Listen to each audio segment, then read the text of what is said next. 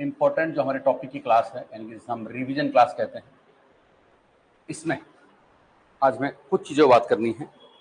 सबसे पहली बात, लिखो ब्रिटिश भू राजस्व व्यवस्था। लिखो ब्रिटिश भू राजस्व व्यवस्था। सबसे पहले आप लिखो ब्रिटिश भू राजस्व व्यवस्था। ब्रिटिश भू राजस्व व्यवस्था की बात करते हैं। ठीक है, आपको पता है कि जब ब्रिटिश भू राजस्व व्यवस्था की बात करते हैं तो बेटा अंग्रेजों ने मुख्य रूप से 3 तरह की भू राजस्व व्यवस्थाओं को अपनाया था। ठीक है, ब्रिटिश भू राजस्व का मतलब सिंपल सा ये है कि अंग्रेजों को टैक्स कलेक्ट करके कौन देगा।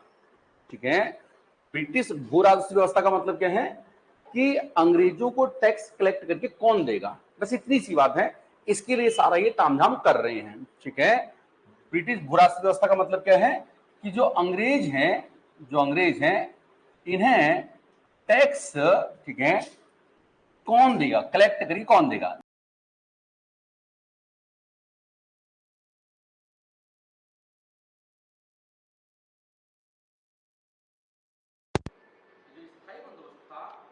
भारत के 19% क्षेत्रफल पर यह हुआ करता था, याद रखना। भारत के 19% क्षेत्रफल पर यह हुआ करता था। कौन सा बंदोबस्त? स्थायी बंदोबस्त। ठीक है, ये बेटा 19% एरिया कौन सा एरिया था? ये तो बता सकता है क्या? कौन सा? बंगाल था बेटा आपका, ये बिहार था, उड़ीसा था, और कौन सा था? कर्नाटक का उत्तरी एरिया था। आपको याद है? ठीक है, तो ये आपका था, लिख लो। बंगाल था, बंगाल, बिहार, उड़ीसा, लिख लो। बंगाल, बिहार, उड़ीसा, बंगाल, बिहार, उड़ीसा, उत्तरी कर्नाटक। एक और था क्या? बनारस भी इसमें था ना, बनारस। ठीक है, बंगाल, बिहार, उड़ीसा, उत्तरी कर्नाटक और बनारस, ये बेटा आपका एरिया था। किसमें था ये? किसमें था? स्थायी बंदोबस्त में। आपको बेटा ये बात पता है कि स्थायी बंदोबस्त को जमींदारी बंदोबस्त भी कहा गया है। इसी क्या बोलते हैं इसको? जमींदारी बंदोबस्त भी कहा गया है। ठीक है, जमींदार बेटा कौन होता था? जमींदार कौन होता था? जो जमीन मालिक होता था उसे हम क्या बोलते हैं? जमींदार। ठीक है, उसे हम क्या बोलते हैं? जमींदार। देखो, जमींदार खुद खेती नहीं करता है। जमींदार जो भूमि का मालिक होता है वो खुद खेती नहीं करता, मतलब जो छोटा जमींदार वो करेगा।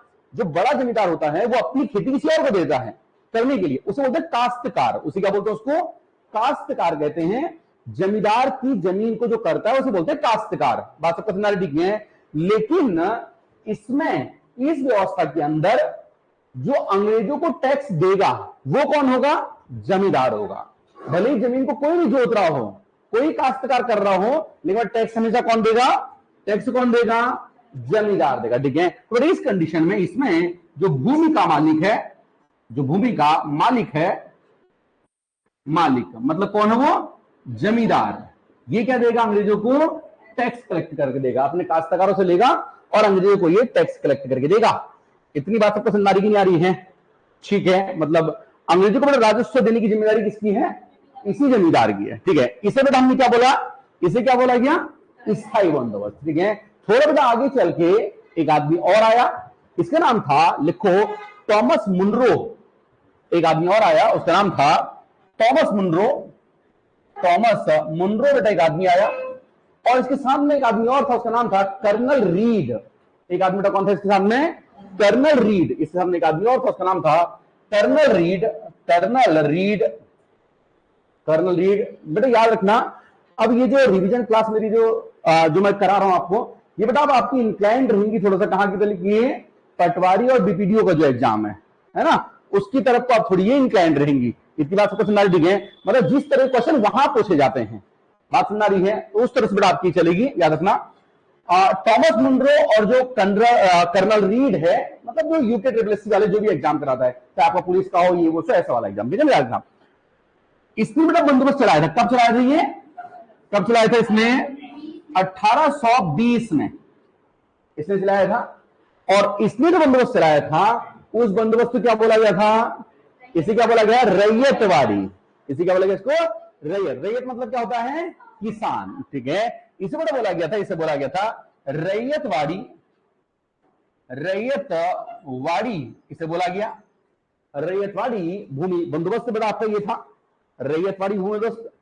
और जो रैयतवाड़ी भूमि बंदोबस्त है, देखो आप बेटा देख रहे हो कि जो स्थायी बंदोबस्त है वो कहां कहां लागू हुआ, पहले आपका इधर देखो बंगाल है आपका ये, ठीक है, उसके बगल में क्या है आपका बिहार है, और नीचे आपका ये उड़ीसा है, और बड़ा इसके बगल में थोड़ा ये कौन सा है, बिहार का एरिया है, और ये आपका पूर्व कर्नाटक का एरिया है। इतनी जगह पे क्या था आपका, इस जगह था स्थायी बंदोबस्त था। अब देखो रैयतवाड़ी बेटा कहां शुरू हुई, जहां बचा हुआ है। एक तो बेटा आपका ये कौन सा एरिया था आपका, मद्रास वाला एरिया, अंग्रेजों का मेन सेंटर हुआ करता था मद्रास, ठीक है। और दूसरा बेटा कौन सा आपका ये बंबई, दूसरा ये बंबई वाला एरिया, ये अंग्रेजों का मेन सेंटर था। इसके अलावा जो बेटा इधर आपका ये वाला एरिया था, कौन सा, असम वाला एरिया, ये इसका मेन सेंटर था, ये वाला, ठीक है। तो इन जगह पे बेटा लिख लो ये कहां कहां लागू हुआ, एक बात याद रखना, देखो ये भारत के 51% एरिया पर था। ये सबसे ज्यादा एरिया पर जो लैंड सेटलमेंट था वो कौन सी थी बेटा, आपकी रैयतवाड़ी थी। सबसे ज्यादा जगह पर आपकी यही थी, सबसे ज्यादा जगह पर रैयतवाड़ी हुआ करती थी, आप याद रखना, ठीक है। अब दो बात ये है, ये सर सबसे ज्यादा जगह पर थी तो कहां कहां थी, पहली बात मैंने आपको बताया कहां, आपकी बंबई, बंबई है जिसे बेटा बाद में बाला साहब ठाकरे जी ने मुंबई कर दिया था, ठीक है। दूसरा कौन सा है, मद्रास, दूसरा आपका मद्रास है। तीसरा कौन सा है, असम, तीसरा इसमें आपका असम है, तीसरा असम लिख लो, तीसरा आपको बताइए असम है। इसके अलावा ठीक है, कौन सा चौथा, चौथा कौन सा है, कर्नाटक। जो कर्नाटक है ना, ये वाला एरिया, ये बेटा कर्नाटक है, इसका दक्षिणी एरिया, दक्षिणी का उत्तरी कर्नाटक ना, ये बेटा ये कौन सा, अच्छा उत्तरी कर्नाटक, ठीक है।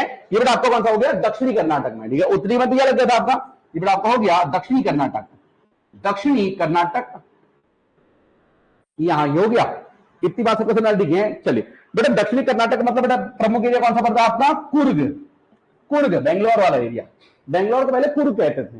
बात सबको समझ है, बेंगलोर कहां की राजधानी है, कहां की राजधानी है, बेंगलोर कर्नाटक की राजधानी है ना, ठीक है।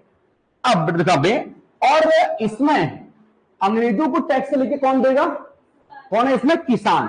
किसान मतलब जो काश्तकार है, जो मतलब जमींदार के अंदर काम कर रहा है, वो देगा बेटा टैक्स, किसको, अंग्रेजों को। बात सबको समझ है, जमींदार की जिम्मेदारी नहीं है, जो पट्टा जोत रहा है, जिसके खेत जो खेती कर रहा है वो देगा। बात सबको समझ है, चलिए बेटा लिखो आप, यहां जो भूमि का मालिक है, भूमि का जो मालिक है एक तरह से आप कह सकते हैं, ये किसान को बोल दिया गया। हालांकि देखो किसान को भूमि का मालिक नहीं बोला गया वैसे, मतलब टैक्स की जिम्मेदारी दी गई इसको। मालिक तो भूमि का मालिक ही होगा ना, किसान को मालिक थोड़ी ना बना देंगे, ठीक है, काश्तकार का मालिक थोड़ी बना देंगे। चलो फिलहाल जो भी है लिख लो। यहां बेटा क्या हो गया आपका रवि, यहां पे क्या हो गया, तो राजस्व की जिम्मेदारी है, राजस्व ये किसको दे दी गई है, किसान को। राजस्व की जिम्मेदारी जो है ये किसान को दे दी गई है। आप एक बात याद रखेना, राजस्व की जिम्मेदारी है ये किसान को दे दी गई है। बहुत अच्छी बात है, कम्प्लीट बात समझ आ रही है, ठीक है। चलिए अब बेटा अगला एक आदमी और आया थर्ड नंबर पे, कौन था, कौन आदमी था, हॉल्ट मैकेंजी। अगला आदमी बेटा कौन था आपका, हॉल्ट मैकेंजी। हॉल्ट मैकेंजी अगला आदमी था, हॉल्ट मैकेंजी ये अगला आदमी हुआ, ठीक है। और इसने बेटा चलाया कब, इसके 2 साल बाद 1822 में, ठीक है। और उस व्यवस्था को क्या बोला गया, महालवाड़ी व्यवस्था। उस व्यवस्था को महालवाड़ी व्यवस्था कहा गया, महालवाड़ी व्यवस्था कहा गया, ठीक है। और बेटा जो महालवाड़ी व्यवस्था है ये भारत के कितने परसेंट एरिया पर थी, ये रवि कितने परसेंट एरिया पर थी महालवाड़ी व्यवस्था, चलिए बता दो, कितने परसेंट एरिया थी ये, 30% एरिया पर थी बेटा, कितनी थी ये 30% एरिया पर थी, याद रखना 30% एरिया पर थी ये। और ये 30% एरिया कौन सा है आपका, मध्य प्रांत, पंजाब, आगरा और अवध, ठीक है। मध्य प्रांत बेटा कौन सा वाला एरिया हो गया आपका, ये वाला जो मैं डब्बे में रख रहा हूं, ठीक है। मध्य प्रांत ये आपका पंजाब हो गया, और ये बेटा आपका आगरा हो गया, और इसके बगल में ये अवध हो गया, ये वाला एरिया, ठीक है। लिख लो, ये बेटा आपका हुआ मध्य प्रांत, मध्य प्रांत, आगरा, और कौन सा, और कौन सा, सॉरी मध्य प्रांत पहले लिखा पंजाब, फिर लिख लो आगरा और अवध, यहां पर था पहले। इतनी बात को समझ, ठीक है। तो इस व्यवस्था को हमने क्या बोला, ब्रिटिश भू राजस्व व्यवस्था, इसे हमने कहा। एक बात अब ये भी ध्यान रख लेना, इसे हमने ब्रिटिश भू राजस्व व्यवस्था कहा। यहां तक की बातचीत सबको समझ आ गई है, ठीक है। तो बेटा ब्रिटिश भू राजस्व व्यवस्था में ये सब बवाल बेटा हो क्यों रहा है कि अंग्रेजों को टैक्स कलेक्ट करके कौन देगा, इसके लिए हो रहा है। सब लोगों ने अपना अपना दिमाग लगाया। सबसे पहले लॉर्ड कॉर्नवालिस आया, जिसने परमानेंट सेटलमेंट यानी कि स्थायी बंदोबस्त चलाया, और स्थायी बंदोबस्त में ये 19% बेटा आपका एरिया पर था ये, और ये कहां हुआ, बंगाल, बिहार, उड़ीसा और बनारस और उत्तरी कर्नाटक, ठीक है। देखो यहां के आपके 4 एरिया हैं, बंगाल, बिहार, बनारस और उड़ीसा। ऐसे याद रखना आप इसको नक्शे में, ये नक्शा बना लो हल्का सा बेटा, ऐसे यहां पे है ना, ये वाला बेटा आपका हो गया स्थायी बंदोबस्त, ये गोल वाले हैं स्थायी बंदोबस्त, ठीक है। और ये जो मैंने क्रॉस वाले ऐसे वाले बेटा मैंने कर रखे हैं, ये कौन सा है, ये है रैयतवाड़ी वाला, और जो मैंने डब्बे वाले कर रखे हैं, ये बेटा कौन सा वाला है आपका, महालवाड़ी बंदोबस्त है। ऐसा बना लो इसको हल्का सा, आपको रटना नहीं पड़ेगा बेटा, ये थोड़ा दिमाग में आ जाए। डब्बे वाले जो है ये महालवाड़ी व्यवस्था है ये, ठीक है। ऐसा हल्का बना लो, आपको ये रटना नहीं पड़ेगा। इतनी बात की सबको समझ आ गई, नहीं आ गई है, कोई दिक्कत नहीं किसी को। चलो अब मैं बताऊं बेटा, थोड़ा आगे बढ़ता हूं, आगे बढ़ता हूं। हो गया सबका ये टॉपिक, सबको समझ आगे नहीं आ गया है, ठीक है। चलिए, कौन है ऐसा जो मुझे ये बता सकता है सबसे पहली व्यवस्था बेटा स्थायी बंदोबस्त के बारे में, कौन बताएगा। सबसे पहली बात कब आई स्थायी बंदोबस्त, 1793 में। कौन लेके आया, लॉर्ड कॉर्नवालिस लेकर के आया। कितने परसेंट एरिया पर थी ये, 19%, 19% का एरिया पर थी। कहां का थी बेटा ये, कहां का थी ये, बंगाल, बगल में बिहार, बगल में बनारस, नीचे उड़ीसा, और कहा नहीं थी रे, बनारस में नहीं थी। ऐसा कैसे बोल रही बेटा तू, बंगाल बिहार यही वाली है बेटा, बंगाल बिहार उड़ीसा बनारस में यही वाली है, ठीक है। ये वाली कहां है, बनारस में भी है ये, हाँ बिल्कुल, ठीक है। और ये वाली बेटा किस जगह आपकी, कौन सी वाली है, दूसरी रैयतवाड़ी। तो बेटा रैयतवाड़ी में हमने क्या क्या पढ़ा आपने, कब आई है, 1820 में। कौन लेके आए इसको, थॉमस मुनरो, कर्नल रीड। सबसे ज्यादा क्षेत्रफल पर बेटा आपकी यही व्यवस्था थी, कितने, 51% एरिया में था ये। और कहां कहां था ये आपका, देखो इधर से चलते हैं, मध्य और असम में, 3 तो बड़ी एरिया हो गए। एक बेटा कर्नाटक का दक्षिणी एरिया हो गया बेटा, कौन सा है आपका, ये कुर्ग है। और इसमें भूमि का बेटा मालिक कौन है, टैक्स कौन देगा अंग्रेजों को, कौन देगा, किसान देगा। रैयत का मतलब ही किसान होता है, ठीक है। तीसरा बेटा कौन सा आया, तीसरा कौन सा आपका, महालवाड़ी, 22 में आया, 2 साल के बाद। कौन लेके आया बेटा इसको, वॉल्ट मैकेंजी लेकर के आया। ये भारत के 30% एरिया पर था। जो बचा हुआ एरिया है बेटा कौन सा है, मध्य प्रांत, पंजाब, फिर बेटा 2 यूपी के हैं, कौन सा है, अवध, और कौन सा है, एक कौन सा था आपका, अवध और आगरा वाला। इतनी बात सबको समझ आ गई, ठीक है। चलो रिवीजन क्लास होगा हमारा, एक टॉपिक कंप्लीट हुआ, आगे बढ़ते हैं फटाफट से, ठीक है। तो बेटा एक लिखो, 1857 की क्रांति से जुड़ी हुई कुछ पुस्तकें, 1857 की क्रांति से जुड़ी हुई पुस्तकें जरा लिखो। 1857 की क्रांति, 1857 की क्रांति से जुड़ी बेटा आपकी कुछ पुस्तकें हैं। 1857 की क्रांति से जुड़ी हुई कुछ पुस्तकें हैं। नंबर एक लिखो, पहली किताब, इस किताब का नाम है 1857। इस किताब का नाम है, लिखो 1857। ये लिखी है सुरेंद्र नाथ सेन ने। ये किताब मैंने कैसे लिखी है, सुरेंद्र नाथ सेन ने किताब लिखी है। ये किताब लिखी है सुरेंद्र नाथ सेन ने। ठीक है, इतना याद रखना शिवानी। देखो बेटा शिवानी, ये है बेटा आपका सन, ये सेम देखो, सेम मतलब सन, और इस किताब का नाम खाली सन है। देखो खाली सन नहीं है, दर्द बताऊंगी, ये सन ही तो है, वैसे याद रखना बेटा है ना। जो सुरेंद्र नाथ सेन है उसने खाली सन लिखा है, वैसे सन है। सन का नाम क्या है?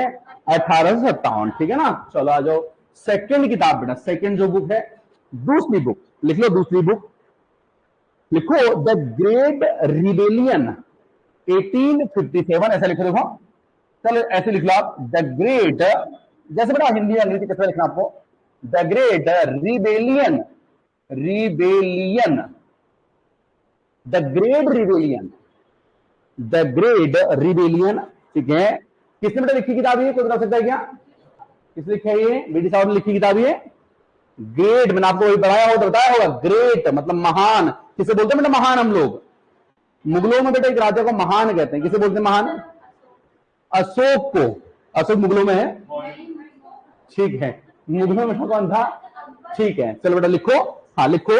लेकिन बेटा ये लिखा है अशोक मेहता ने, बेटा किसने लिखा है ये? अशोक मेहता ने। अच्छा मुगलों में ये नहीं, ठीक है लिखो, हाँ हाँ ठीक है, अशोक मेहता। मैं बस ये बोलना चाह रहा हूं, देखो अशोक मतलब क्या था आपका? ग्रेड था कि नहीं था? अशोक बेटा क्या था आपका? ग्रेड था। तो जब बेटा जहां पे ग्रेड शब्द आएगा वहां इधर राइटर कौन आएगा? अशोक भाई साहब आएंगे। जहां ग्रेड शब्द आएगा वहां अशोक भाई साहब आएंगे, इतना आपको याद रखना है। इतनी बात सबको समझ आ रही है? चलिए लिखो तीसरी बेटा किताब, लिखो तीसरी किताब का नाम लिखो, the Indian war of independence. लिख लो, the Indian war of independence, the Indian war of independence. ठीक है, लिखो the Indian war of independence. ये बेटा किसी किताब है? ये है वीडी सावरकर। ये सबसे महत्वपूर्ण किताब है आपकी 1857 क्रांति में, सबसे महत्वपूर्ण किताब ये आपकी, ये है वीडी सावरकर। वीडी सावरकर की बेटी किताब है ये, वीडी सावरकर की किताब है ये, आप याद रखें आप। ठीक है, वीडी सावरकर की किताब है। चलो अगली किताब, चौथी किताब, चौथी किताब लिखो, द सिपाही म्यूटिनी। इस किताब का नाम है द सिपाही, सिपाही सॉरी सिपाही, सही नहीं गया? ठीक है, ओके ओके ओके ओके, ठीक है लिखो, द सिपाही, ठीक लिखा है ऐसी है, द सिपाही म्यूटिनी, म्यूटिनी म्यूटिनी, ठीक है म्यूटिनी, आप चाहो तो ऐसा लिख लो, द सिपाही म्यूटिनी। किसकी किताब है ये? बोलते किसकी किताब है ये? द सिपाही म्यूटिनी। चलो जो भी है ठीक है, जो बताते किसकी किताब है ये? लिखो फटाफट से बेटा, लिखो आर.सी. मजूमदार किताब है ये। इस किताब का नाम है आर.सी. मजूमदार, आर.सी. मजूमदार, ये आर.सी. मजूमदार किताब है, द सिपाही म्यूटिनी मजूमदार। ठीक है, इतनी बात सबको समझ आ रही कि नहीं आ रही है? बहुत। देखो ना भाई, जितने भी सरकारी नौकरी वाले होते हैं सभी अपने आप को बेटा क्या बोलते हैं? मजूमदार, मजदूर। मतलब ऐसे मान लो आप, तो आप मान लो कि सिपाही जो है बेटा क्या है? मजदूर है। सब याद करने के लिए मान रहे हैं हम, इतनी बात सबको समझ आ रही है? ठीक है, तो बेटा सिपाही हैं आपके, सिपाही हैं आपके, ये मजदूर है। तो मजदूर बेटा आएगा तो फिर क्या आएगा आपका? सिपाही आएगा, मतलब सिपाही आएगा। हमको बेटा सिपाही कर लेना है। ईमानी बात समझ आ रही है? वेरी गुड, ठीक है बेटा। और इसमें कोई महत्वपूर्ण किताब है क्या जो आपको लिखनी चाहिए है? ठीक है, जो आपको लिखनी चाहिए और कोई किताब है क्या? चलो एक और लिख लो, यहाँ पे एक और लिख लो, एक किताब और लिख लो, लिखो हिस्ट्री ऑफ इंडियन म्यूटिनी। किताब का नाम है history, history of Indian mutiny, history of Indian mutiny, history of Indian mutiny. बता सकता बेटा किस किताब है ये? बोलो आपने, बदरुद्दीन तैयब की, बहुत अच्छी बात है। लिखो, लिखो टी.आर. Holmes, TR. होम्स, इसकी बड़ी किताब है ये, क्या नाम है? टी.आर. होम्स। ठीक है, तो ये 5 किताबें आपको याद रखनी है, ये 5 किताबें याद रखनी है आपको। History of Indian mutiny. देखो अभी जब ये म्यूटिनी तो बता ही रहा था, म्यूटिनी अपना ऊपर भी था, लेकिन बेटा यहाँ आपका इंडियन म्यूटिनी, भारतीय मजदूर, अपने घर की बात हो रही है, घर की बात हो रही है तो क्या आएगा आपका होम्स आएगा, याद रखना आप, ठीक है। घर की बात आएगी तो क्या आएगा इधर, होम्स आएगा। मोनिका कोई दिक्कत दिखानी नहीं है, ठीक है। चलो तो बेटा मैंने आपको बताया कुछ किताबें 1857 क्रांति से जुड़ी हुई कुछ किताबें मैंने आपको बताई हैं। कौन बताएगा सारी किताबों के नाम?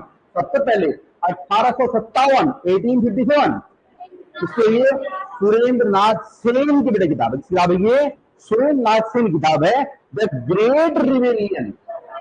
अशोक ग्रेट का कौन है आपका? अशोक ग्रेट है, ठीक है। The Indian war of independence, इसके लिए वीडी सावर की, ठीक है, ये बेटा वीडी सावर की किताब है। द सिपाही म्यूटिनी, किसको बताइए? आरसी मजूमदार किताब है, हिस्ट्री ऑफ इंडियन म्यूटिनी, देखिए ये टीआर होम्स की किताब है। आप एक बात ये भी याद रखना, चलिए ठीक है। चलो आगे बढ़ जाते हैं बेटा, आगे बढ़ जाते हैं। 1857 क्रांति से जुड़ी हुई कुछ बेटा लोगों ने अपने में कथन दिए हैं, और कथनों को एक बार याद करते हैं। लिखो 1857 से जुड़े हुए कुछ बेटा आपके कथन है, कुछ आपके कथन है 1857 से जुड़े हुए कुछ कथन है। सबसे पहला और सबसे महत्वपूर्ण ये बेटा बोला है वी डी सावरकर भाई ने, सावरकर, वी डी सावरकर, इन्होंने सबसे महत्वपूर्ण बेटा बोला है, ठीक है। इन्होंने कहा 1857 की क्रांति, 1857 की क्रांति एक सुनियोजित राष्ट्रीय स्वतंत्रता संग्राम था। मतलब बेटा आपको यहां क्यों इतनी बात याद रखनी है, इन्होंने बोला था सुनियोजित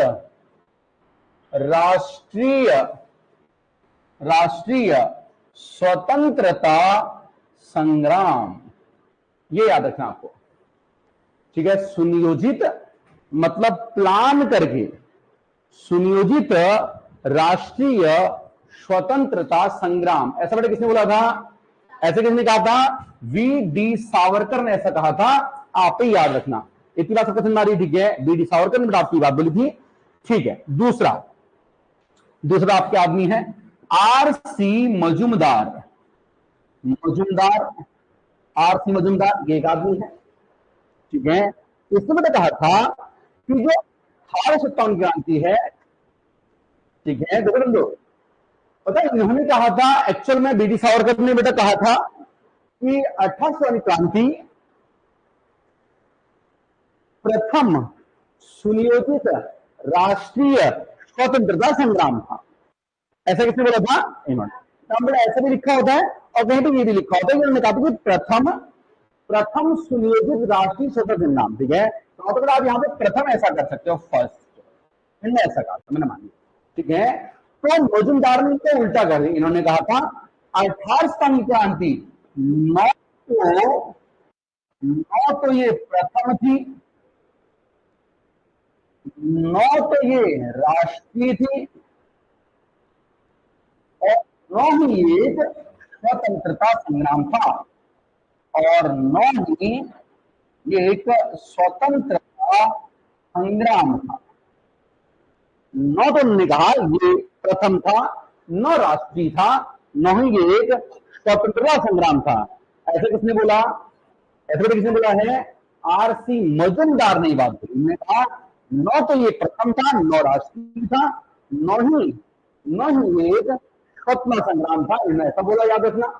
वेरी गुड, आगे आ जाओ, बहुत अच्छी बात है, ठीक है। लिख दिया आपने, कोई दिक्कत नहीं किसी को? किसने बोला ऐसा ही है? इन्होंने बोला, ठीक है। चलो और बेटा यहाँ पे तीसरा एक नाम आता है, एक नाम और लिखो, बेंजामिन डिजरायली,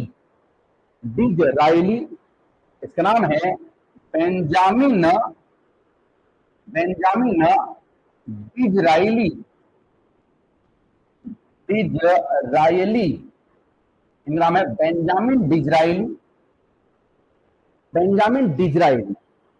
बेंजामिन जो डिजरायली भाई हैं, इन्होंने कहा 1857 की क्रांति एक राष्ट्रीय विद्रोह था, न कि सिपाही विद्रोह। खाली सिपाही विद्रोह बोल रहे थे, मतलब खाली सिपाहियों ने विद्रोह किया है, ये राष्ट्रीय विद्रोह नहीं है, यहाँ के लोगों ने विद्रोह नहीं किया है, खाली सिपाहियों ने विद्रोह किया है। पता नहीं बेटा आपको चर्बी वाली कारतूस ये वो वाली बातें सब, ठीक है। तो बेटा डिटेल में क्या हो रहा है इसको, क्या हो रहा है इसको, यह बेटा क्या था, एक राष्ट्रीय जो यह एक राष्ट्रीय विद्रोह था, न कि सैनिक, न कि सिपाही विद्रोह, राष्ट्रीय विद्रोह था, राष्ट्रीय विद्रोह था, नहीं न कि न ही सिपाही विद्रोह, सिपाही विद्रोह। ने कहा बेंजामिन डिज़राइली ने ये बात बोली थी। और एक आखिरी बेटा एक आदमी और आता, उसका नाम है टी.आर. होम्स। टी.आर. होम्स, ये एक आदमी और है टी.आर. होम्स। और टी.आर. होम्स कहता है यह सभ्यता और बर्बरता के बीच एक संघर्ष था। यह सभ्यता एवं बर्बरता का संघर्ष था। यह सभ्यता, सभ्यता और बर्बरता, बर्बरता का संघर्ष था, ये ऐसा बोलता है। यह सभ्यता और बर्बरता का संघर्ष था, ऐसा बेटा कौन बोल रहा है, टी.आर. होम्स ऐसा कर रहा है। टी.आर. होम्स हमारे कह रहे हैं ये सभ्यता और बर्बरता के बीच में क्या था, ये संघर्ष था, ठीक है। तो बेटा मैंने बात करी, आज हम जो बात करी है मैंने रिवीजन क्लास में, आज जो बात कर रहा हूं मैं, सबसे पहले तो मैंने कुछ ब्रिटिश भू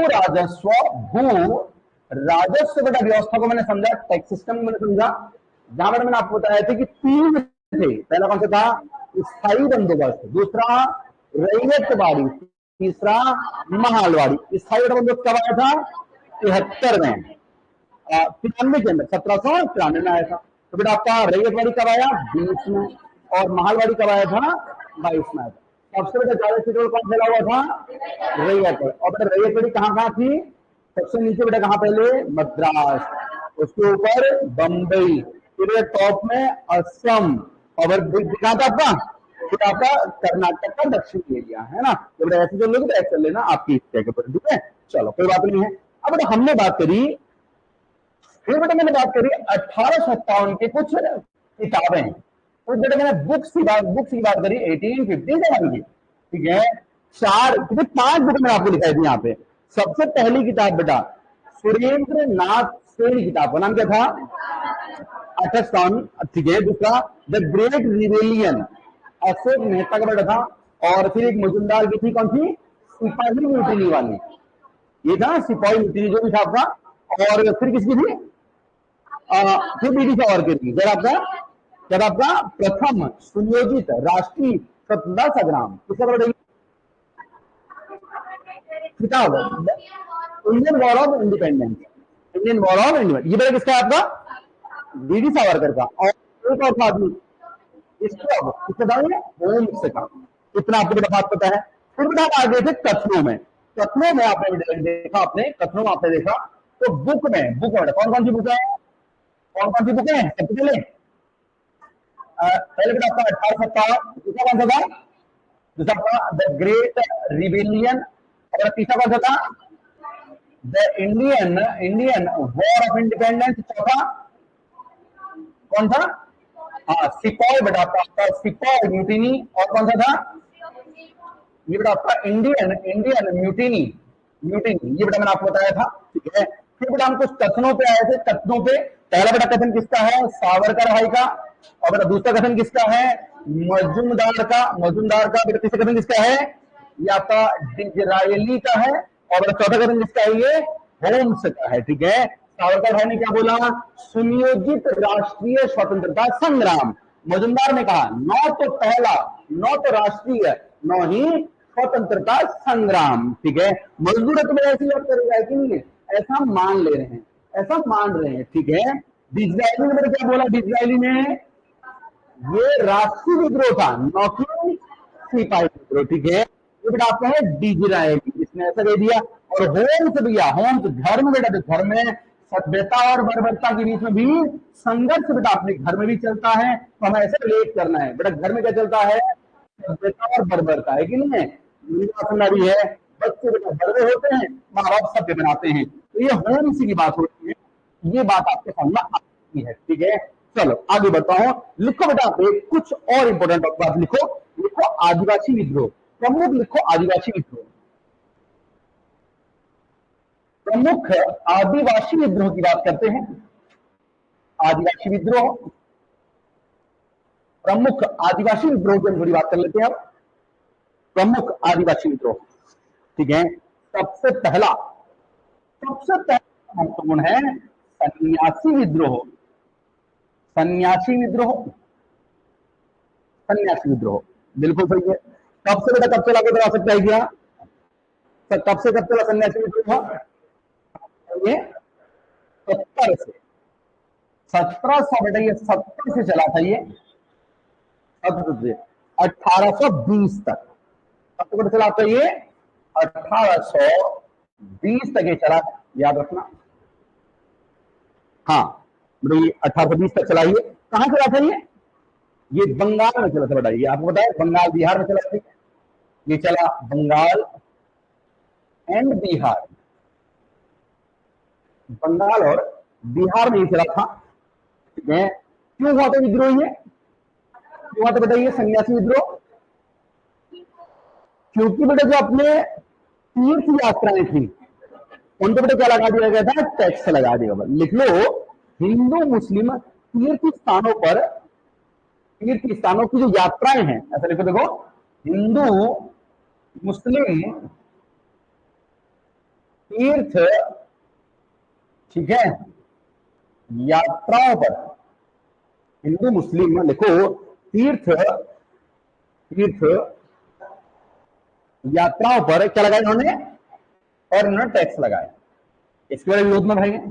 और इसका जिक्र कहां मिलता है? आनंद मठ। बेटा किसकी किताब आनंद मठ?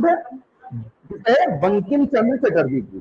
ठीक है, आनंद मठ, आनंद मठ में बेटा इसका डिस्कशन होता है। ये किताब है बंकिम चंद्र चटर्जी की किताब है। चटर्जी, बंकिम चंद्र बेटा चटर्जी की किताब है, ये आप याद रखना। इतनी बात सबको समझ में आ रही कि नहीं आ रही है? ये किताब बेटा आपकी बंकिम चंद्र चटर्जी की किताब है आनंद मठ। यहां से बेटा आपका लिया गया। आपको बताया कि वंदे मातरम जो भी कहां से लिया गया है? यहीं से लिया गया। वंदे मातरम भी आनंद मठ से लिया गया, आप ही याद रखना। कोई दिक्कत नहीं किसी को? बहुत अच्छी बात है। ठीक है, दूसरा बेटा आपको भील विद्रोह। लेकिन आप एक लिखो इसमें भील विद्रोह।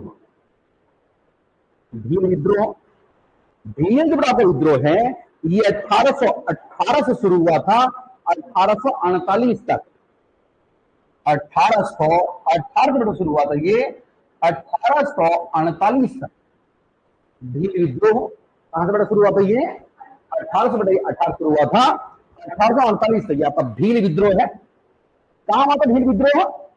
भील विद्रोह कहां हुआ था? भील विद्रोह कहां रहते? भील जनजाति, भील जनजाति कहां रहती है? भील जनजाति, बस आपको जनजाति पढ़ाई थी मैंने, एमपी में रहती भील जनजातियां, महाराष्ट्र में मेनली बेटा आपका। तो ये चला था आपका महाराष्ट्र में, ये महाराष्ट्र में आपका चला था ये। भील जाति एमपी में भी रहती है, लेकिन ये महाराष्ट्र में चला था। खानदेश, खानदेश में चला था। महाराष्ट्र में कौन सी पड़ती है? खानदेश, खान देश बेटा आपकी एक जगह पड़ती है, वहां चला था खानदेश में। खानदेश में चला था, आप याद रखना। ठीक है, लिखो ये बेटा शुद्धि आंदोलन के तौर पर चला था। शुद्धि आंदोलन मतलब बेटा जो बुराइयां हैं बेटा, बुराइयां हैं धर्म में, धार्मिक जो बुराइयां हैं उसको दूर करने के लिए ऐसा शुद्धि आंदोलन के रूप में चला था। शुद्धि आंदोलन, शुद्धि आंदोलन के रूप में चला था ये शुरुआत में। बाद में बेटा ये नील की जो खेती है, नील राज को स्थापित करने के लिए बाद में चला था ये। काफी लंबा चला ना, 1848 तक। शुरुआत बेटा इसका उद्देश्य क्या था? शुद्धि आंदोलन, ठीक है ना। और बाद में इसका उद्देश्य क्या हो गया? नील राज को स्थापित करना। बाद में फिर अभी बेटा ये नील राज के लिए लड़ रहे हैं, ठीक है ना। और बाद में फिर इसी के लिए बेटा बोलेंगे कि उसको हटाओ। जब जर्मनी क्या कर देगा? रंगों की खोज कर देगा, है ना। तो बेटा फिर गांधी जी इसी के विरुद्ध चलाएंगे बेटा, कौन सा आंदोलन? चंपारण। कौन सा बेटा चलाएंगे? चंपारण चलाएंगे, आप भी जानते हैं, ठीक है, बहुत अच्छी बात है। आ जाओ बेटा अगला, अगला विद्रोह आ जाए, कोल विद्रोह, नील राज स्थापित करना, ठीक है, इसका उद्देश्य है नील राज को स्थापित करना, स्थापित करना, स्थापित करना, ये उद्देश्य है इसका। ये और इस पर्पज चला, जैसे ये बेटा कायदे जो था तीर्थ यात्राओं पर टैक्स के लिए चला था, इसका उद्देश्य बेटा उतना महत्वपूर्ण नहीं बस, है ना। ये बेटा आपका भूमि विद्रोह महाराष्ट्र में चलाए, 19 में चलाए, आप याद रखना बस, ठीक है। आगे लिखा सॉरी लीडर बेटा हमको याद नहीं रखने बेटा फिलहाल, अभी वाले क्लास में याद नहीं रखने, ठीक है। लिखो कोल विद्रोह, लिखो इसको, लिखो कोल विद्रोह। फिलहाल इसका जो लीडर था वो था गोविंद दुर्गो। देखो मैं इस क्लास में केवल बेटा उनसे बात करूंगा जो महत्वपूर्ण है, बात तो सुना, ठीक है। हम सारी बातें नहीं कर रहे बेटा ना, जिनका जिनका बेटा लीडर पूछा जाता है उनका लीडर मैं आपको बताऊंगा, है ना, जिनका नहीं पूछा था उनको बात नहीं करेंगे, बाकी पढ़ा मैंने सब कुछ रखा आपका, ठीक है ना। चलो कोल विद्रोह कब चला कोल विद्रोह? कोल कब चला है? लिखो बेटा एक लिखो आप कोल विद्रोह में, कोल विद्रोह, ठीक है, 1831-32 में चला था ये, 1831 और ये 32 में आपका चला था ये, ठीक है। यहां बेटा मनीषा तुम्हें दो लोगों का नाम याद रखना, यहां दो नेता हैं, एक का नाम लिखो बुद्धो भगत, हाँ एक लिखो बुद्धो भगत, एक का नाम है गंगा नारायण। ये बेटा दो लीडर हैं, जहां आपको दो लीडर याद रखने हैं, इतनी बात सबको सुनना, ठीक है। लिखो बुद्धो भगत, बुद्धो भगत, और दूसरा कौन सा है? गंगा नारायण। गंगा ये है ना, नारायण, गंगा नारायण, ये दो लोगों का नाम आपको याद रखना है। कोल विद्रोह कहां चलता? कोल विद्रोह, कोल मतलब कोयला, कहां निकलता कोयला? झारखंड में। तो छोटा नागपुर में चला था बेटा, ये कहां चला था? ये छोटा नागपुर में चला था, याद है नाम से याद रख लो बेटा, कोल मतलब कोयला, कोयला कहां निकलता है?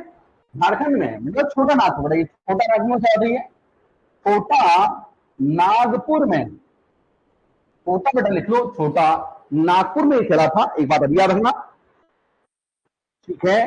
टाइगर रोड आपका चला हुआ है, ठीक है। चलो ये बेटा बेसिकली आपको चला था, जो बड़े छोटे नागपुर क्षेत्र में जो कोल ली जाती रहती थी ना, इनकी जमीनें छीन करके मुसलमानों को दी जा रही थी, इसके लिए बेटा आपका चला था।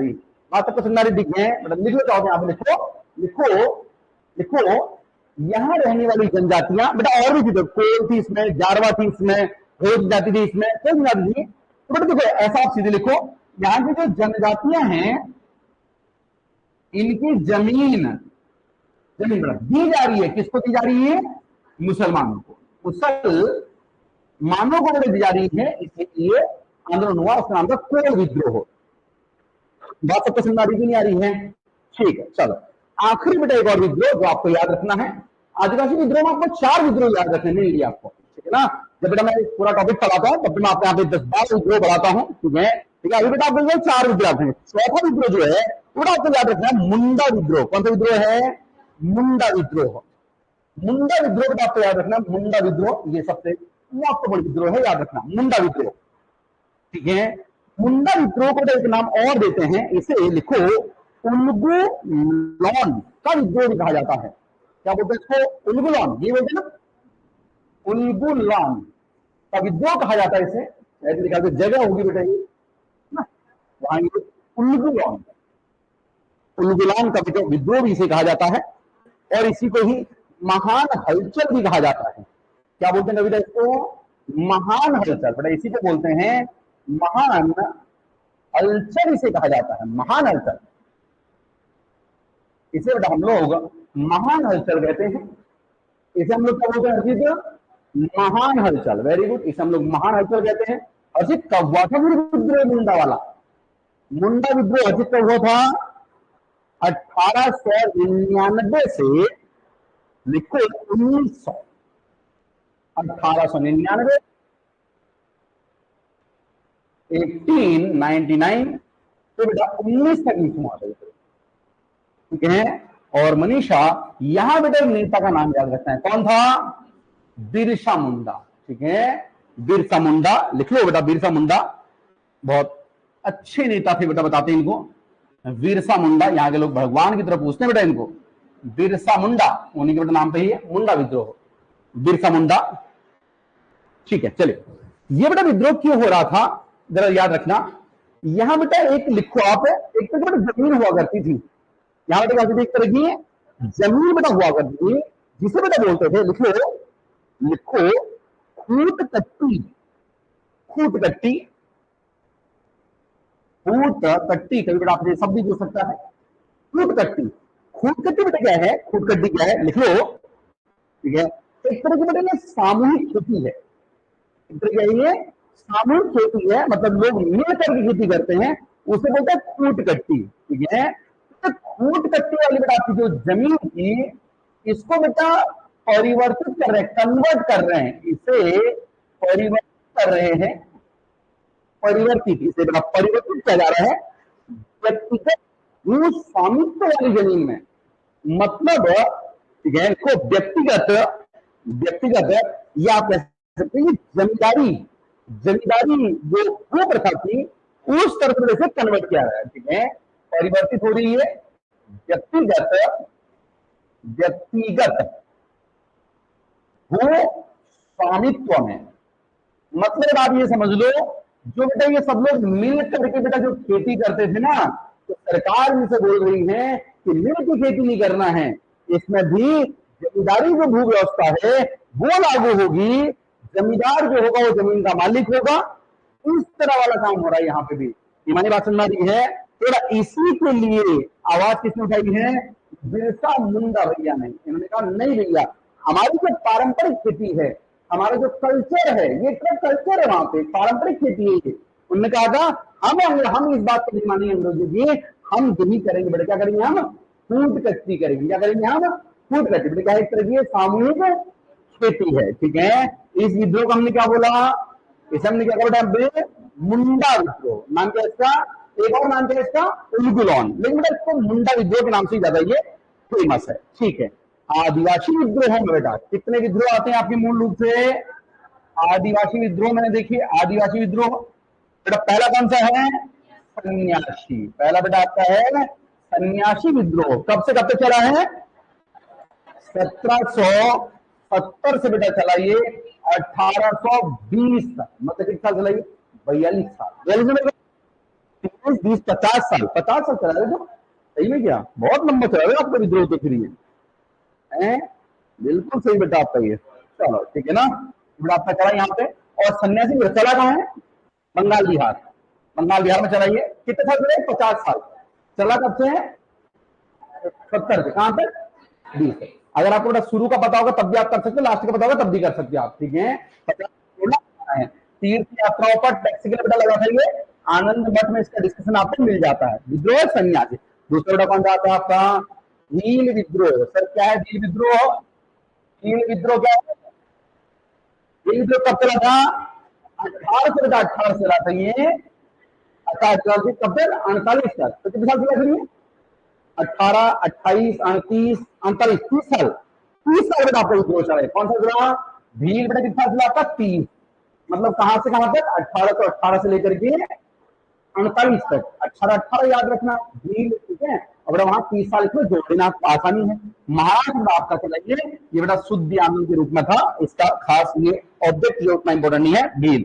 फिर बेटा आपका मेन कौन आया आपका, कोल विद्रोह, कोल विद्रोह आपका महीना आया, सर क्या बोल रहे हैं, जो 1831 से 32 चला, ठीक है, मतलब इसी के बीच में चल रहा है बेटा ये, सर आपका भील तो चल रहा है, बीच में कौन सा आ गया आपका कोल, और कोल बेटा दो लोग के नाम आ गए, कौन था, बुद्धो भगत गंगा नारायण, बुद्धो भगत और गंगा नारायण, ठीक है।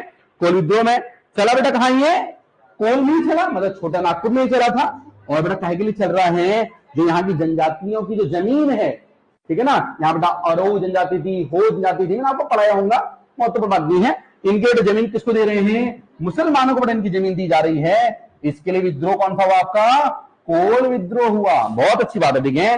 और आखिरी बेटा कौन सा विद्रोह है, मुंडा विद्रोह, मुंडा विद्रोह 1899 से 1900, 1899 से 1900 बेटा आपका चला है, नेता कौन था इसमें आपका, बिरसा मुंडा, मेन नेता कौन इसमें आपका, बिरसा मुंडा इसमें नेता था, ठीक है।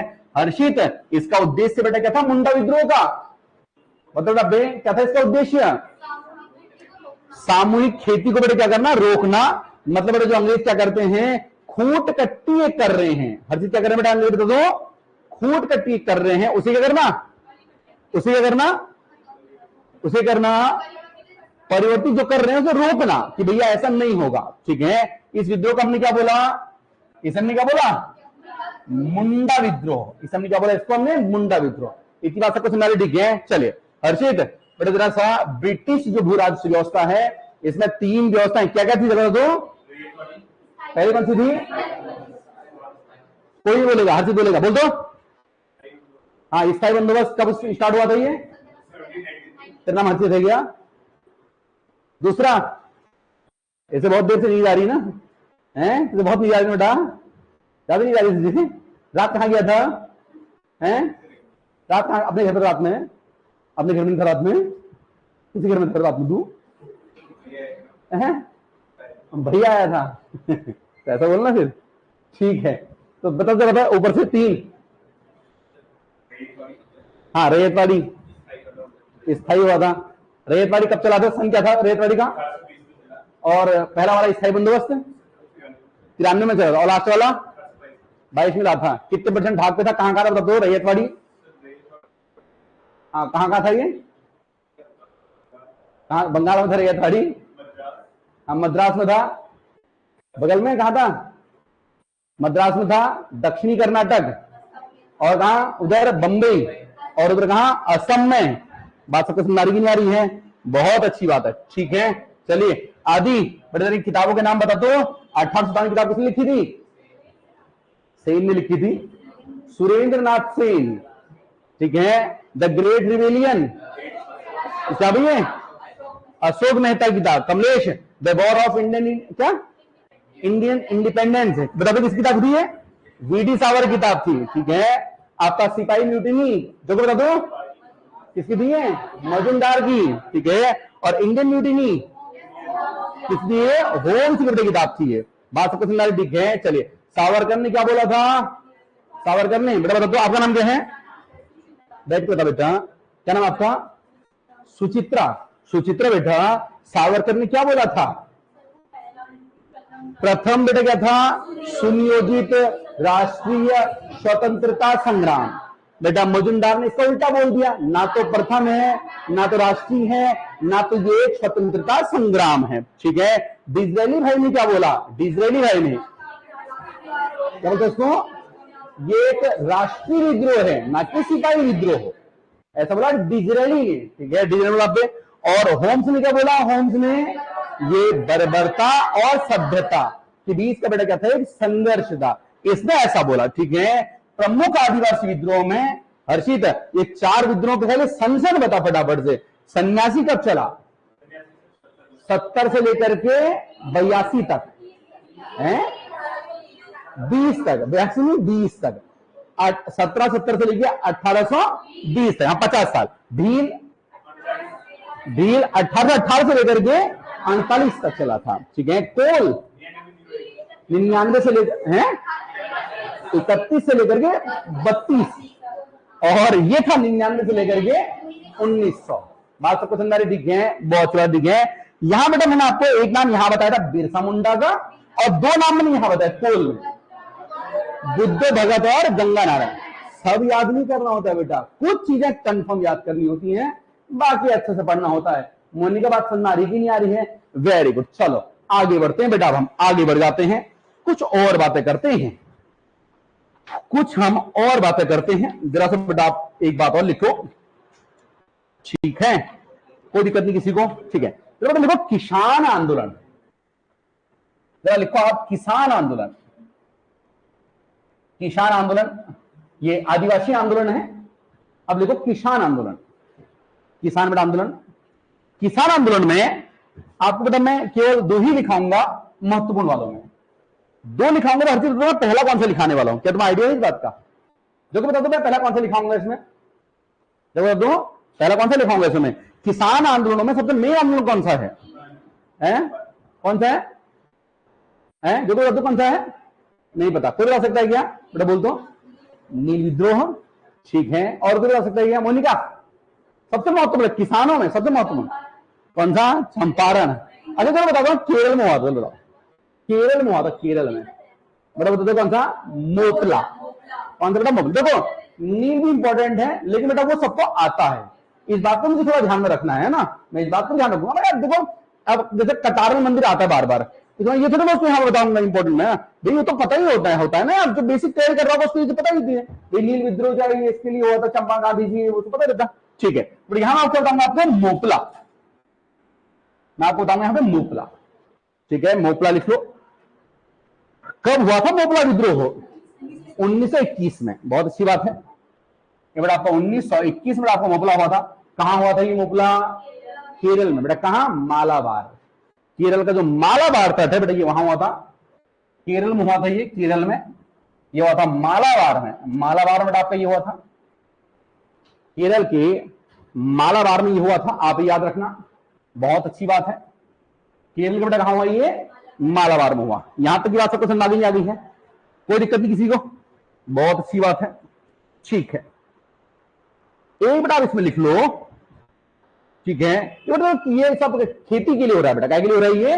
जो बेटा अंग्रेज जो है, अंग्रेज जो बेटा इनकी क्या कर रहे हैं, मतलब जो भूमि संबंधी अधिकारों को छीन रहे हैं, उनके लिए हो रहा है ऐसा। एक लिखा इसमें तेभागा आंदोलन, पता नहीं बेटा आजकल बहुत आ रहा है एग्जाम में ये तेभागा आंदोलन। हाँ बिल्कुल, तेभागा आंदोलन, ये बेटा आजकल एग्जाम में बहुत आ रहा है, तेभागा आंदोलन।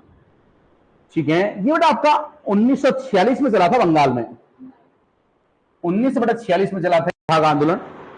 ठीक है बेटा, ये चल क्यों रहा था? बेसिकली बेटा ये आंदोलन चल रहा था आपका, जो किसान है, देखो एक जमींदार होता था और उसके नीचे कौन होता था? काश्तकार, मतलब वही किसान। इसमें कहा गया था कि जो किसान है, जब फसल काटी जाएगी, जब बागानों में फसल निकालेंगे, मतलब फल वल जो भी तोड़ रहे हैं या जो बो रहे हैं, उसका 75% जमींदार लेगा, केवल 25% किसका होगा? किसान का होगा।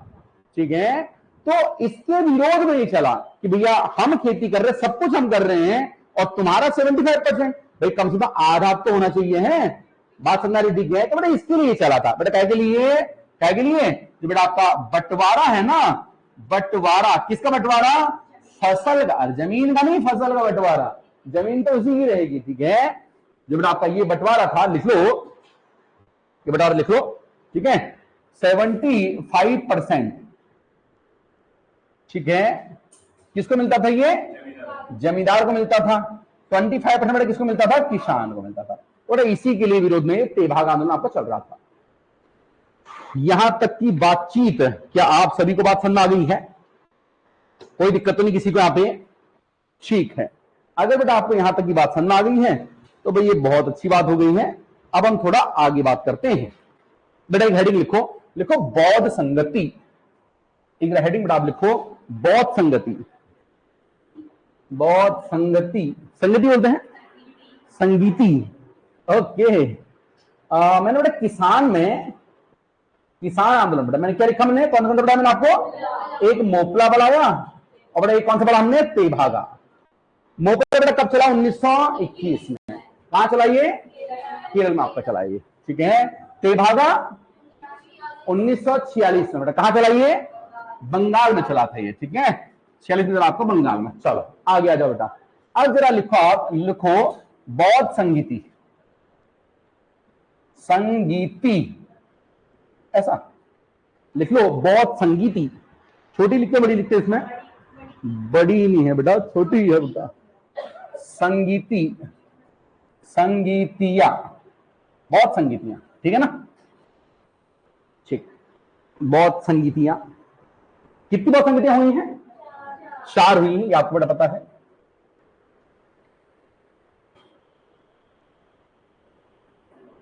चार प्रकार की बौद्ध संगीतियां हुई हैं, 4 बौद्ध संगतियां आपकी हुई। ठीक है, बौद्ध संगतियां कंप्लीट कितनी हुई हैं? 4 प्रकार की बौद्ध संगतियां हुई हैं। सबसे पहली बौद्ध संगीति तेरे बताओ तो कब हुई है? बहुत अच्छी बात है। अच्छा पहले देखते हैं स्थान, सबका स्थान देखते हैं बेटा। देखो स्थान देखते हैं सबका। पहली कहां हुई थी?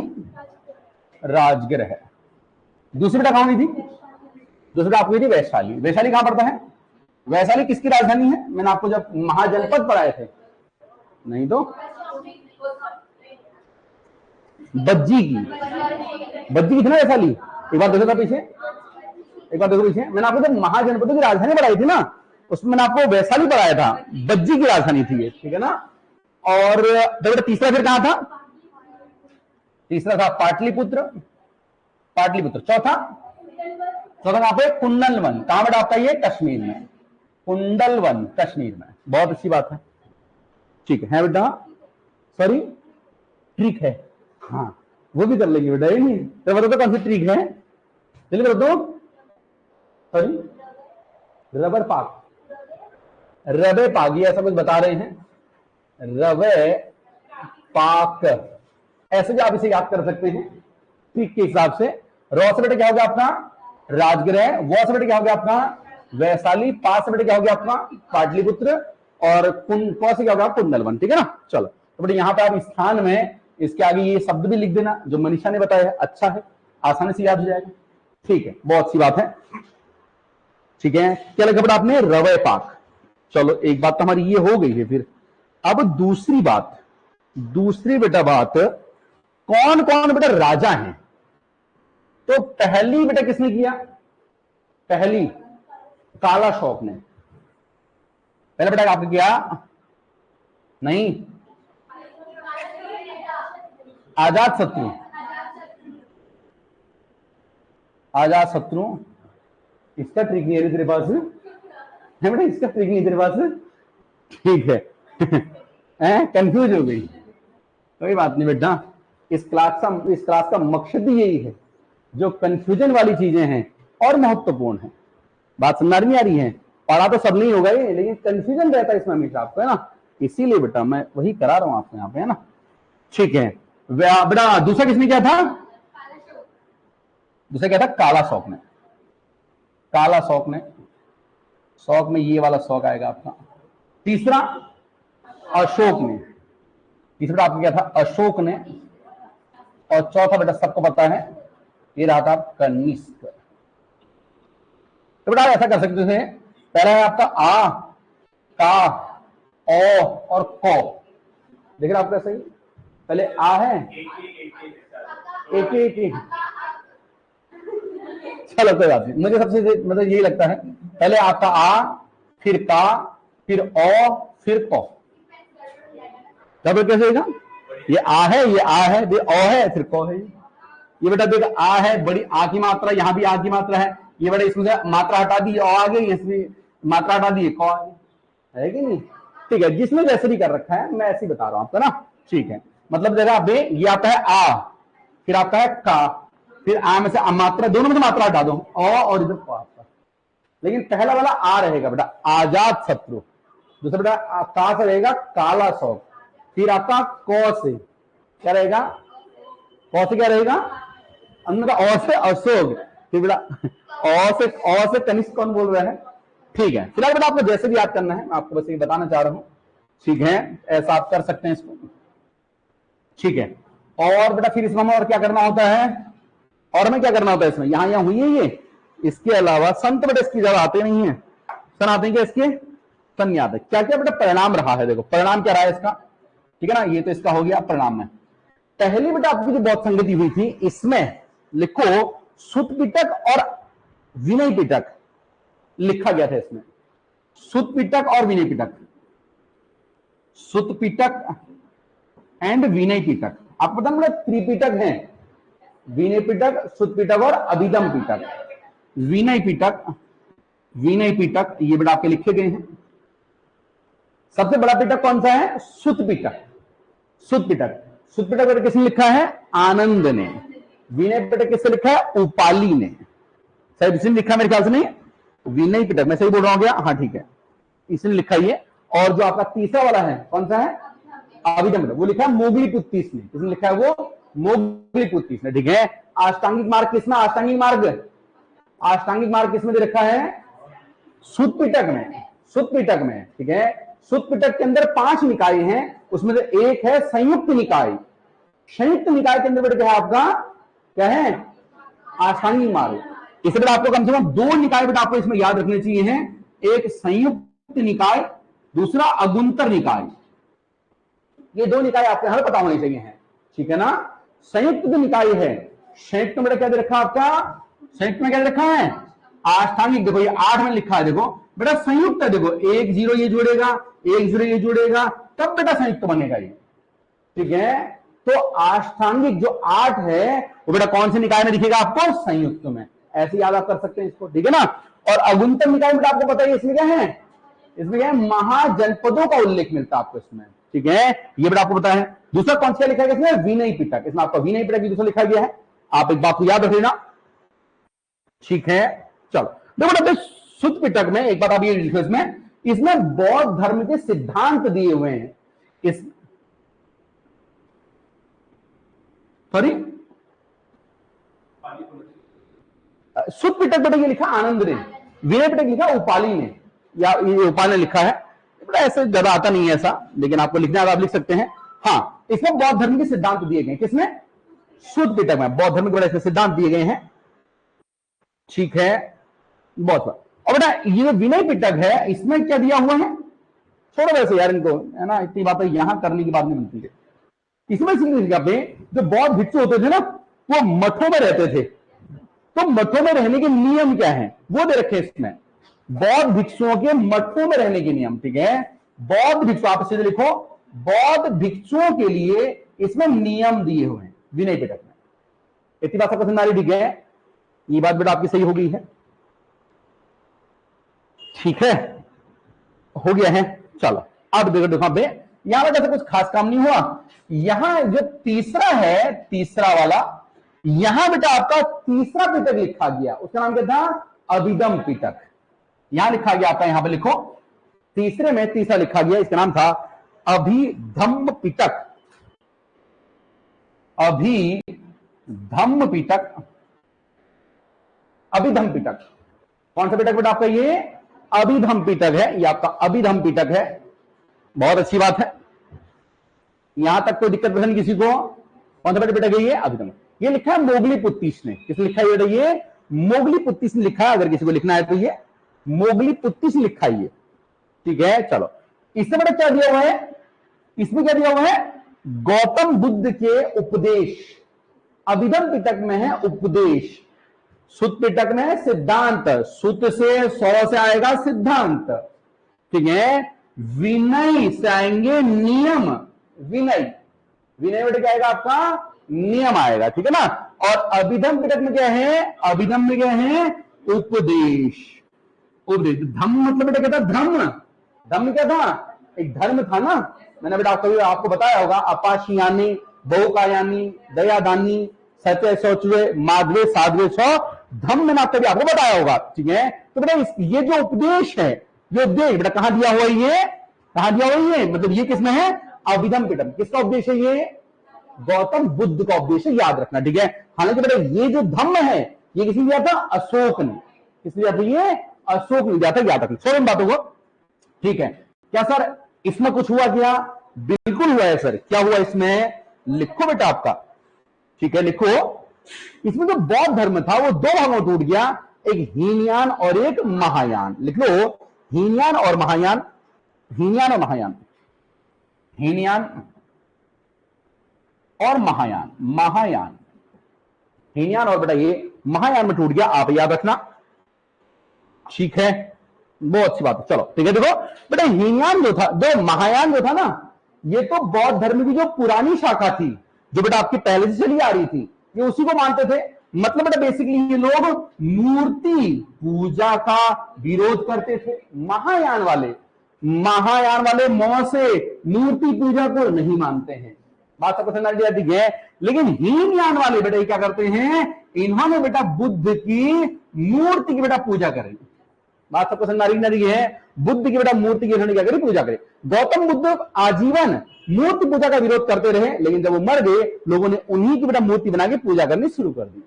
बात सबको समझ आ रही कि नहीं आ रही है, चलो कोई बात नहीं है, फिलहाल बेटा आपका जो भी है सब बढ़िया है। यहां तक की बातचीत आप सभी को समझ में आ गई नहीं आ गई है, ठीक है। आप देखो एक दो बात बेटा आपको यहां पे और नोट करके लिख लेनी है, महत्वपूर्ण बात है, बहुत महत्वपूर्ण बात है। बौद्ध धर्म से बेटा पहला तो आपका क्वेश्चन ये बनता है, दूसरा एक क्वेश्चन आपको बनता है, लिखो गौतम बुद्ध ने अपने सर्वाधिक उपदेश, कल लिखो पहला उपदेश गौतम बुद्ध का, पूरा लाइन लिखनी है, पहला उपदेश, प्रथम उपदेश, प्रथम बेटा उपदेश कहां दिया था? सारनाथ में। प्रथम उपदेश बेटा कहां दिया था इन्होंने? सारनाथ में। सारनाथ में इन्होंने पहला उपदेश दिया था अपना, पहला अपना उपदेश इन्होंने दिया था सारनाथ के अंदर, याद रखना, ठीक है। जिसे क्या बोला गया? धर्म चक्र परिवर्तन। बेटा क्या बोला गया मोनिका? इसको धर्म चक्र परिवर्तन इसे कहा गया था, ठीक है ना। ये आपको याद नहीं रखना है फिलहाल। दूसरी बात देखो, इन्होंने सर्वाधिक उपदेश कहां दिए बेटा? सर्वाधिक उपदेश बताओ कहां दिए? श्रावस्ती में। देखो सर्वाधिक से याद रखना इधर है श्रावस्ती। हर्षित बताएगा श्रावस्ती किसकी राजधानी थी महाजनपदों में? श्रावस्ती किसकी राजधानी थी महाजनपदों में? किसकी थी? उज्जैनी थी उसकी राजधानी। तो कौशल की थी क्या है? ऊपर साइड में थी बेटा, किसी ने किसी की, किसकी थी? श्रावस्ती पक्का? देखो एक बार जरा चेक करो एक बार। श्रावस्ती, हाँ कौशल की राजधानी है ये बेटा। किसकी राजधानी थी ये? कौशल की राजधानी थी बेटा, कौशल की राजधानी। देखो इंपॉर्टेंट टॉपिक की सीरीज में महाजनपद ऑलरेडी करवा चुका हूं पहले मैं आपको। ये इंपॉर्टेंट टॉपिक नहीं कराया था मैंने आपको। ये बात सबको समझ आ रही है? ये बेटा राजधानी एग्जाम में पूछी जाती है, यहां गड़बड़ मत कर देना। गड़बड़ बेटा कर दोगे तो सारा मामला आपका खराब हो जाएगा। यहां तक की बातचीत आप सभी को समझ आगे नहीं आ गई है? कोई दिक्कत वाली बात नहीं किसी को? ठीक है बेटा, चलो अब हम आगे बढ़ते हैं, थोड़ा आगे बढ़ते हैं। पहली बात बेटा, यहां मैंने आपको क्या क्या बताया। पहले बेटा आपने एक रवे पाक शब्द याद रखा, और बेटा एक शब्द आपने क्या याद रखा? आ का, ओ को, ऐसे याद रखा। बाकी आपने जो भी कर रखा हो वो ठीक है, ठीक है। चलिए तो बेटा आपका जो पहली बात, स्थान में रवे पाक, रौ से राजगृह, ठीक है, वो से वैशाली, ठीक है। फिर आपका पौ से पाटलिपुत्र, और फिर आपका कौ से, ठीक है, मतलब कुंडलवन कश्मीर आपका हो गया। फिर बेटा हमने देखा यहां पे क्या देखा हमने? आ का, ओ और को। आ बोले तो आजाद शत्रु, आ से है आजाद शत्रु, आका, आका है ना, ठीक, आजाद शत्रु। और बेटा का से कौन है? काला सौ। फिर बेटा दोनों मात्रा हटाऊंगा, इधर में आऊंगा और इधर कौन, और बेटा कौन आएगा आपका? अशोक आएगा, और कौ में कौन आएगा? कनिष्क आएगा, ठीक है। फिर बेटा मैंने देखा कि यहां पे हुआ क्या क्या परिणाम में। बस मेरे बेटा हमने परिणाम में 3 बात देखी है, तीन पिटक और एक वो बेटा हीनयान महायान। हीनयान महायान वो लास्ट में हुआ है बेटा, जाहिर सी बात है लास्ट में होगा कोई भी बुरा काम, उसके बाद फिर टूट ही जाता है। अब हमको पता है बेटा कि त्रिपिटक है, त्रिपिटक में अभिधम पिटक जो अंतिम पिटक है वो आएगा लास्ट में। तो पहले में क्या आएगा आपका? शुद्ध पिटक और विनय पिटक। शुद्ध पिटक में हमने बेटा क्या देखा? किसने लिखा है शुद्ध पिटक? आनंद ने लिखा है, ठीक है। शुद्ध पिटक में क्या है? सिद्धांत है, लिखा बेटा किसने? आनंद ने लिखा है। इसके अंदर बेटा 2 आपको याद रखने हैं बेटा। पहला कौन सा है? संयुक्त निकाय। दूसरा कौन सा आपका? अगुंतर निकाय। संयुक्त निकाय में क्या रखा है? अष्टांगिक मार्ग दे रखा है, ठीक है। और बेटा दूसरा कौन सा है? अगुंतर निकाय। इसमें क्या है? महाजनपदों का बेटा इसमें उल्लेख मिलता है, ठीक हो गया। अब बेटा फिर मैंने देखा यहां कुछ नहीं है। अभिधम पिटक में क्या है? अभिधम में, अभिधम में क्या है? उपदेश, धम्म, धम्म के उपदेश है ना। धर्म को पालन हमें कैसे करना चाहिए, क्या करना चाहिए, धम्म के उपदेश है इसमें, ठीक है। और विनय पिटक में क्या था? नियम, विनय मतलब बेटा क्या था आपका? बौद्ध भिक्षुओं के बेटा रहने के क्या है? नियम है, जो बौद्ध मतों में रहते हैं। पहला उपदेश बेटा कहां दिया इन्होंने, और अपना अंतिम उपदेश कहां दिया था इन्होंने? अंतिम बेटा उपदेश ने श्रावस्ती में दिया था। एक बात आप यदि याद रखना, ठीक है। एक बात बेटा यहां पे और लिखो, आजीवक संप्रदाय के संस्थापक। एक आप यहीं पे लिखो आजीवक संप्रदाय। देखो बाद में जाकर बेटा छोटे छोटे कुछ संप्रदाय पनपे, उनमें एक कौन सा था आपका? आजीवक संप्रदाय। बेटा लिख लो आजीवक संप्रदाय। यही बेटा जब आपको लिखना है लिखो आजीवक संप्रदाय।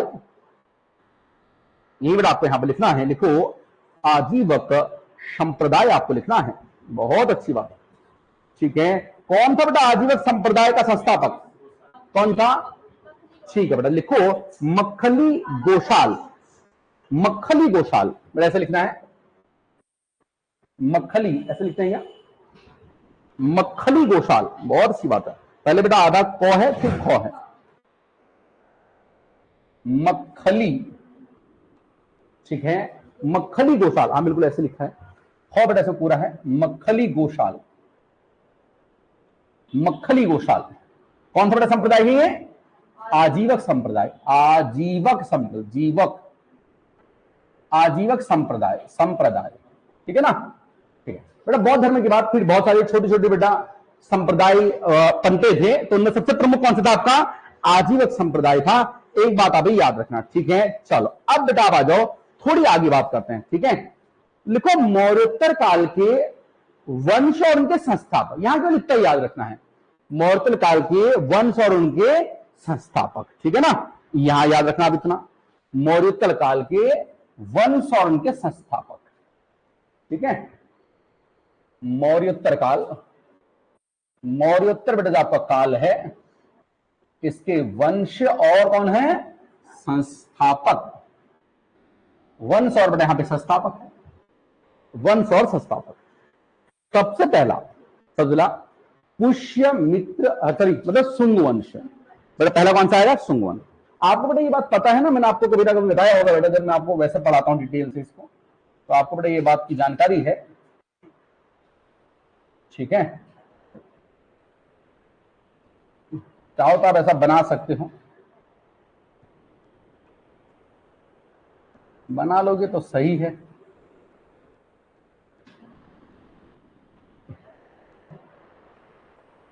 तो बेटा क्या था आपका, मैंने आपको बताया था कि मौर्य लोग बेटा कहां रहते थे? इधर मगध में, मौर्य का शासन मगध में था, ठीक है। लेकिन बेटा मौर्यों में सबसे पहला कौन हुआ आपका? चंद्रगुप्त मौर्य। दूसरा आपका बिंदुसार हुआ, ठीक है। बेटा अशोक के बाद इनके जो राजा थे वो बहुत फिसड्डी राजा आए। सबसे बड़ा अंतिम राजा इनका बृहद्रथ हुआ, जो कुछ खास राजा नहीं रहा। बात सबको समझ आ रही, ठीक है। तो जब बेटा मौर्य साम्राज्य क्या हो गया आपका? कमजोर हो गया, तब बेटा यहां पर विदेशी लोगों ने आक्रमण करना शुरू किया। बात सबको समझ आ रही, ठीक है। तो जब विदेशी लोगों ने आक्रमण करना शुरू किया, तो विदेशी लोग बेटा यहां तक फैल गए, यहां तक फैल गए, आधा यहां तक। तो बेटा यहां पे इस एरिया में कुछ विदेशी राज्य पनपे, और जो स्वदेशी राज्य थे वो बेटा केवल इधर ही आपके सिमट करके रह गए, थोड़ा नीचे तक भी हुए बेटा, ये इधर ही आपके सिमट करके रह गए। बात सब पसंद आ रही कि नहीं आ रही है? ठीक है। तो मौर्य साम्राज्य बेटा आपका जो अंतिम राजा था, मौर्यों का अंतिम राजा कौन था? बृहद्रथ था। बृहद्रथ की हत्या बेटा किसने कर दी? पुष्यमित्र शुंग ने कर दी, और बेटा एक नया वंश बसा दिया बेटा यहीं पे मगध के अंदर, उसका नाम क्या हुआ? शुंग वंश, ठीक है। आपको यहां लिखना है, यहां आपको लिखना है शुंग वंश, शुंग वंश। इसका संस्थापक कौन है? पुष्यमित्र शुंग। इसका बेटा संस्थापक लिखो पुष्यमित्र शुंग, बेटा इसका संस्थापक रहा इसका, इसका लिख लो संस्थापक है पुष्यमित्र शुंग। चलो यहां बेटा आपको एक बात याद रखनी है, देखो एक बेटा आपको याद रखना है, ये कहां राज कर रहा था? ये यहां मुगलों, यहां कर रहा था ना मगध में। कहां था ये? अरे मगध में ही तो था ना। किसको मार के राजा बना था ये?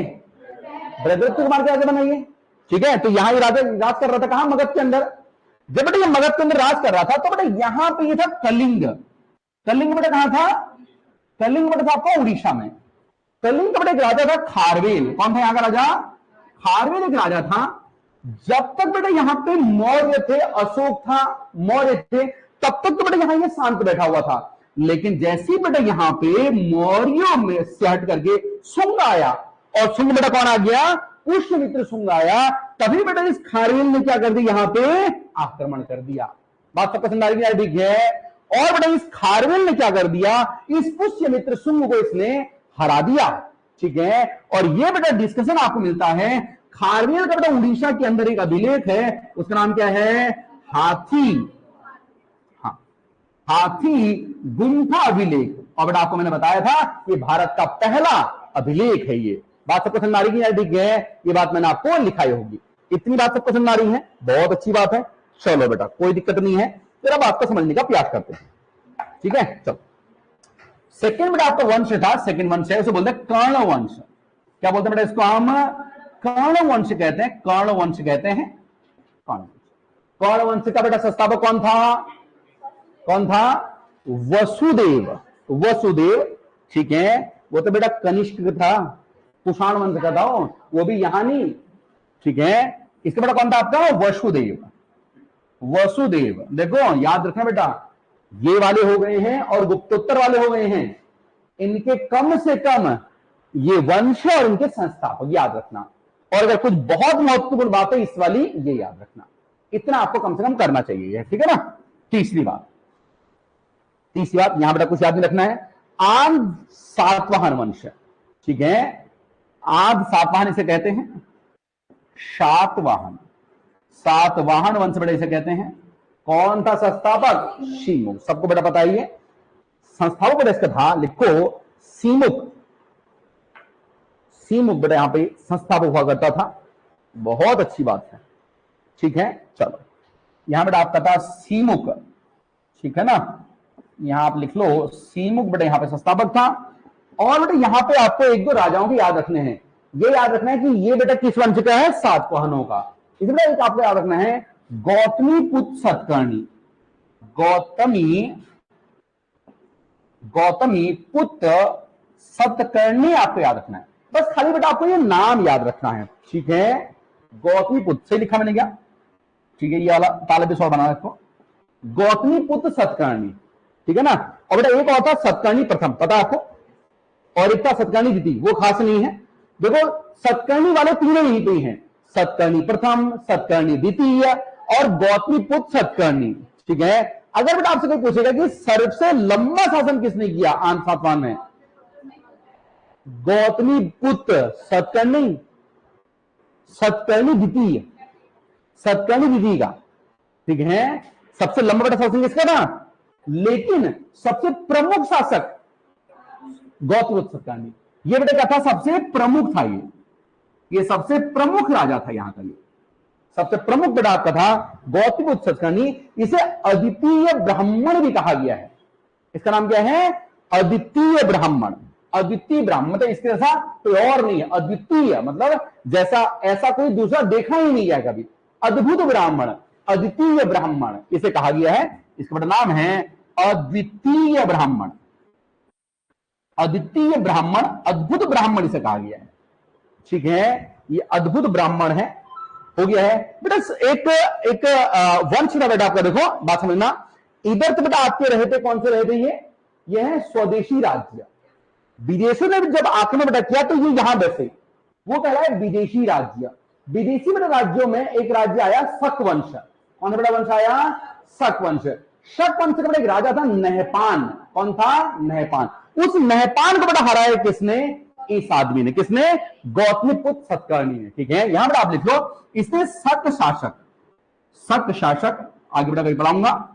शक जो आपका शासक है इसका नाम है नहपान। इसने नहपान को हराया, शक शासक इसने नहपान को हराया, आप याद रखना।